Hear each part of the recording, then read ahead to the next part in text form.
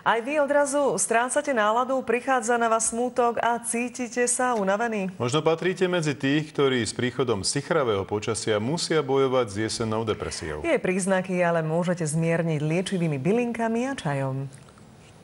Sichravé rána, dážď a skracujúce sa dni, toto je typický obraz jesene a s tým spojený úbytok energie. Človek chodí domov taký skleslý, so smutnou náladou. To počasie robí svoje na psychiku človeka. So sezónnou depresiou ale nemusíme hneď vyhľadať pomoc lekára, pomôžu aj recepty starých materí. Tie ľahké formy si vie použitím byliniek, homeopatie vyriešiť svojím spôsobom sám. Niektoré bylinky môžu dopomôcť k tomu, aby sme vedeli prechodiť taký ten jesenný splín alebo takú jesennú debku. Prírodným antidepresívom číslo 1 je vraj ľubovník bodkovaný. Dobre pôsobí proti melancholii, depresiám, migrénám. No pomôže vyriešiť i problém s nespavosťou. Na sezónnu rozladenosť je vraj ako stvorený aj čaj z medovky lekárskej. Môže naozaj trošku pomôcť zmierniť tieto príznaky. Každý bylinkár ale má svoj tajný recept. Pamajorán, medovka, materina dúška, chmel, šištice. Treba ale vedieť, že pri všetkých bylinkách, tak ako pri liekoch, treba byť opatrný, všetkého veľa škodí.